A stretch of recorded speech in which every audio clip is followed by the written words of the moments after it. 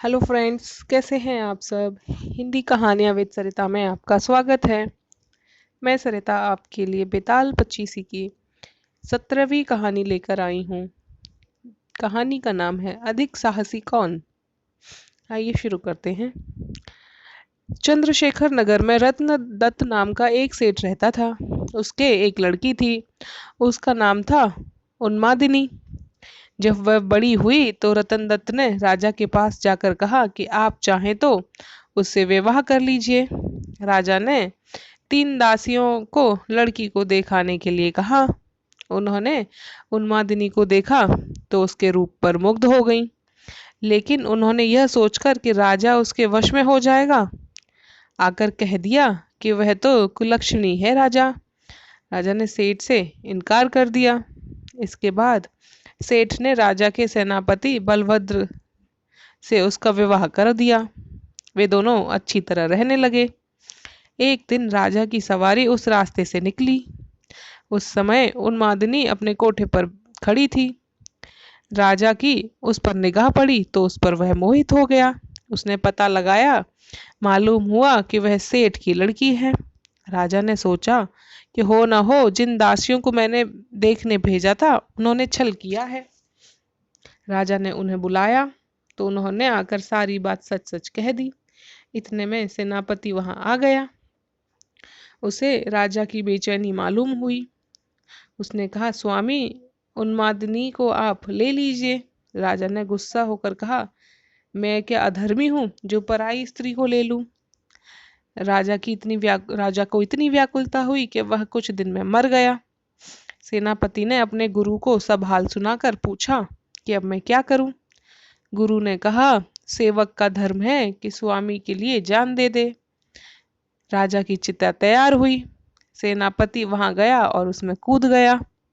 जब उन्मादिनी को यह बात मालूम हुई तो वह पति के साथ जल जाना धर्म समझकर चिता के पास पहुंच गई और उसमें जाकर भस्म हो गई।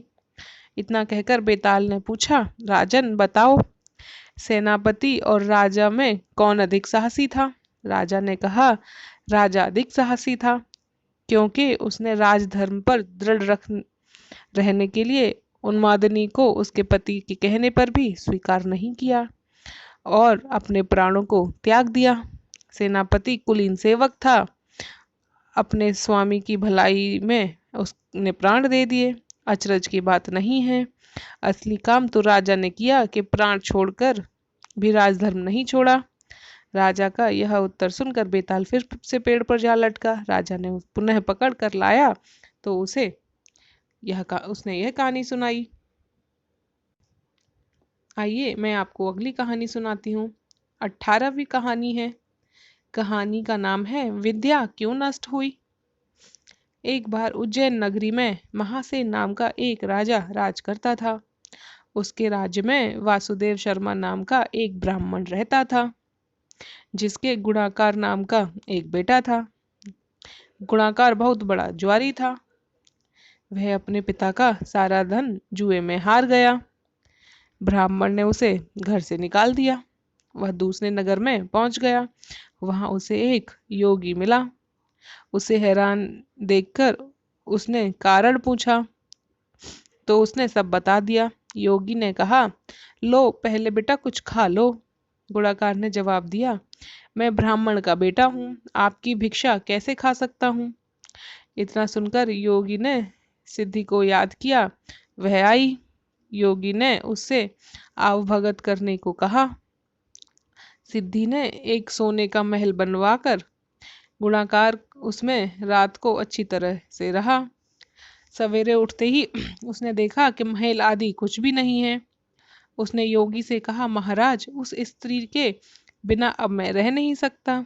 योगी ने कहा, वह तुम्हें एक विद्या प्राप्त करने से मिलेगी और वह विद्या जल के अंदर खड़े होके मंत्र जपने से मिलेगी। लेकिन जब वह लड़की तुम्हें मेरी सिद्धि से मिल सकती है तो तुम विद्या प्राप्त करके क्या करोगे। गुणाकार ने कहा, नहीं, मैं स्वयं वैसा ही करूंगा। योगी बोला, कहीं ऐसा न हो कि तुम विद्या प्राप्त न कर पाओ और मेरी सिद्धि भी नष्ट हो जाए। पर गुणाकार नहीं माना। योगी ने उसे नदी के किनारे ले जाकर मंत्र बता दिए और कहा कि जब तक तुम जप करते हुए माया से मोहित होंगे तो मैं तुम पर अपनी विद्या का प्रयोग करूंगा। उस समय तुम अग्नि में प्रवेश कर जाना। गुणाकार जप करने लगा। जब वह माया के एकदम मोहित हो गया तो देखता है कि वह किसी ब्राह्मण के बेटे के रूप में पैदा हुआ है। उसका विवाह हो गया है, उसके बाल बच्चे भी हो गए हैं। वह अपने जन्म की बात भूल गया। तभी योगी ने अपनी विद्या का प्रयोग किया। गुणाकार माया रहित होकर अग्नि में प्रवेश करने को तैयार हो गया। उसी समय उसने देखा कि उसे मरता देख उसके माँ बाप और दूसरे लोग रो रहे हैं, उसे आग में जाने से रोक रहे हैं। गुणाकार ने सोचा कि मेरे मरने पर ये सब भी मर जाएंगे और पता नहीं कि योगी की बात सच हो या ना हो। वह इस तरह सोचता हुआ वह आग में घुसा तो आग ठंडी हो गई और माया भी शांत हो गई। गुणाकार चकित होकर योगी के पास आया और उसे सारा हाल बता दिया। योगी ने कहा, मालूम होता है कि तुम्हारे करने में कोई कसर रह गई। योगी ने स्वयं की सिद्धि याद की पर वह नहीं आई। इस तरह योगी और गुणाकार दोनों की विद्या नष्ट हो गई। इतना कहकर बेताल ने पूछा, राजन, यह बताओ कि दोनों की विद्या क्यों नष्ट हो गई।